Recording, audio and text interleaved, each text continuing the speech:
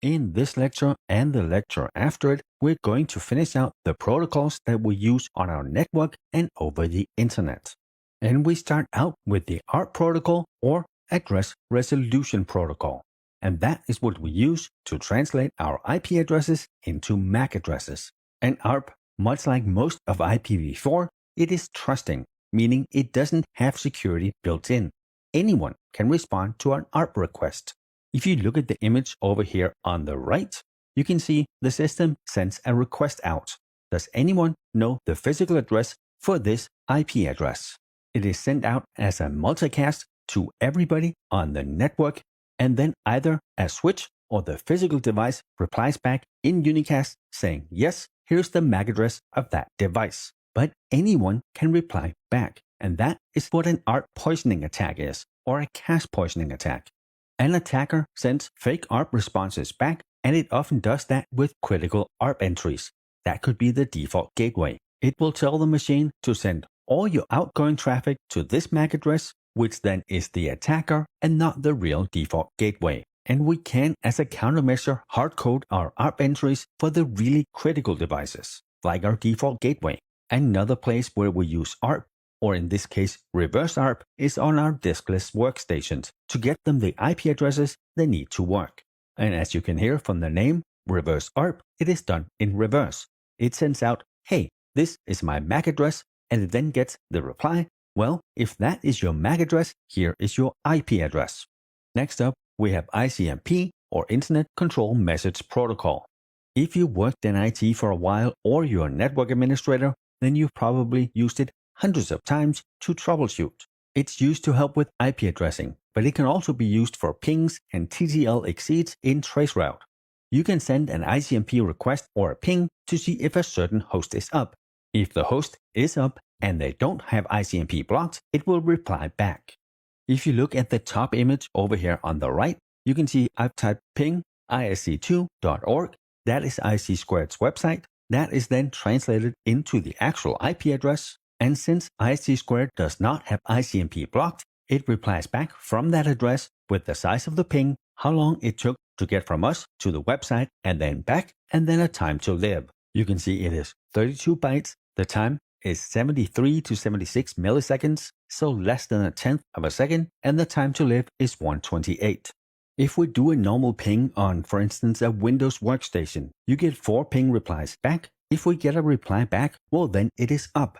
If we do not, that doesn't necessarily mean the site is down. They could have chosen just to disable ICMP. If they block it, well then the reply never returns. It is very common for firewalls or routers to block ICMP replies. If you look at the bottom image, that is IPv6 ping. It obviously uses the IPv6 header, but it's still 32 bytes of data, and you'll get the response time in milliseconds as well. In this case, 56 milliseconds, so just above a 20th of a second. And if you look at the IPv6 address here, you can see towards the end it says 80A::200E. That means that double colon, that is all zeros. And this is a good example because it shows it doesn't have to be a full group of 4 hexadecimals. Here it says 80A::. That means that the last hexadecimal of that group is as 0. And then you can see the address only has 5 groups. That means that there are 3 that are all zeros. Now let's look at traceroutes. And traceroutes takes what the ping does a step further. They use ICMP packages, but they use the TTL or the time to live value somewhat in reverse. The first packet we send off has a time to live of 1. That means the first router it hits, there the time to live is decremented to 1, and that router sends us an ICMP time exceed message back to us. We now have the first hop or the first router identified, we know the IP address, then we send another ICMP package with a 2 for time to live. The first router decrements that by 1, we hit the second router, that sends the message back to us again. With the ICMP time exceed, we now know the second router. And we do that over and over again, raising the time to live by 1 until we either hit the destination we're going for or we hit 30 hops. If you look at the image over here on the right, I did a traceroute against stortgs.com in the Windows command prompt, and the command is just trace RT, then the IP address or in this case, the website address. The first hop is my local network. Then you can see there's a timeout. That's probably because my router has ICMP turned off. Then we hit a 10 network. If you remember, 10 networks, the entire network is a private address. That means that my ISP probably has set up internet customers to be on a local network. A little bit of a weird solution, but it could be to save IPs. Then you can see we hit libertypr.net. That is my ISP. We hit those routers twice. Then we leave to Florida. We have a couple of hubs in Miami. Then we hit the 206.41 address, which is a data center provider ISP. And then finally, we hit the web server, or in this case, one of my CDNs. Now, if on that server we had ICMP turned off, you would see the same thing we get in the second line, where you just see the stars and the request timed out. In a troubleshooting scenario, if we can't ping the last server, that might not be a big issue, but at least we can see that the traffic gets delivered all the way up to the last hop before the server. So for traceroute, remember how it works. It uses ICMP. It sends the package with a time to live of 1. We get a reply. Then we send one with 2. We get a reply. Then we send one with 3, and so on. And it does that all the way up till the host, or we hit 30 hops. If for some reason we get the 3 stars and the timeout, that means that that one device or router has blocked ICMP replies. Back in the day, it was very common for us to use Telnet for remote access over networks. Remember, this is TCP port 23, and everything, and I mean everything, is sent in plain text. That includes all the data, but it is also username and password. We should never ever use Telnet because anyone who can gain access to our network can easily sniff all our traffic, that is both the data and the credentials. And with that, they can take control of our Telnet sessions. So Telnet, know what it is, never use it. So to fix that problem, we have SSH, or Secure Shell. That was designed to replace Telnet and add security elements to unsecure protocols like Telnet, FTP, and HTTP. SSH version 1 had a bunch of vulnerabilities, so we made version 2, which was, until recently, considered secure. It provides us a secure connection over an unsecured network, in most cases, the internet. And I'm using secure here in quotes, because we learned from the Snowden leaks in 2013 that at the time, NSA can decrypt some SSH traffic, and they can get access to the actual data. And then again, in 2017, WikiLeaks confirmed that the CIA, and in this case it actually is the Central Intelligence Agency, they could break SSH with 2 different tools that they had developed. One was called BothenSpy, which is an implant that targets the SSH client on the Microsoft Windows platform, and it basically allows them to decrypt the encrypted information.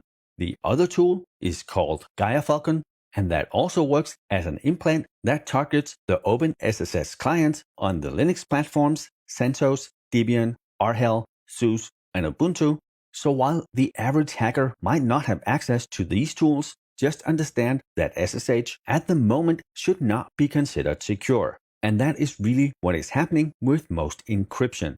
We build stronger encryption, someone breaks it, we build stronger again, someone breaks it, it is an ongoing arms race. And in most cases, it's not really they break the encryption. They find some sort of flaw that they can access it through a side channel, and they then gain access to the unencrypted data.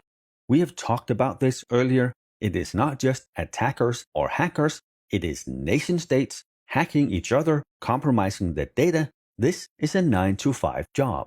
And obviously here a lot of the focus are on the big players. The United States, Russia, China, Israel, North Korea, but pretty much every nation on the entire planet are working on ways that they can use the internet and how connected we are as a weapon. Alright, let's move back to something a little less scary and a little bit drier. FTP, or the File Transfer Protocol, is used to, transfer files from server to server, client to server, or server to client. And regular FTP, just like Telnet, is not something we should use. It is plain text everywhere. There is no confidentiality at all, and there's no integrity checks. Since the majority of all the data that we transport is transported over unsecure networks, the internet, we want protocols that are secure and protected. Even over our internal network, security is always a good idea. If you remember back to the ports, FTP uses port 20 and 21, TCP 20 for the actual data, 21 for the control collection. And while we don't want to use regular FTP, for the secure versions, it is still the same ports. And that can either be SFTP, where we use SSH, and that is really just Secure FTP File Transfer Protocol. It just adds an SSH layer to the FTP session, which we now know is not always secure. Or we can use FTP-S. The S is again secure.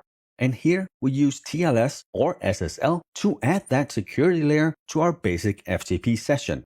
And then finally, we have one more version of FTP that we use, TFTP, Trivial File Transfer Protocol. And unlike the other FTP versions, this one runs on UDP port 69. There is no authentication, there's no directory structure, and all the files are written to and read from one directory, which normally is the TFTP boot directory. And we use TFTP for bootstrapping. This is where we download the operating system over our network for our diskless workstations. And if you remember, those are the ones that used reversed ARP to get their IP. And then finally, we also use TFTP for saving router configurations. And with that, we're done with this lecture. We will continue on the protocols we use on our networks in the next lecture.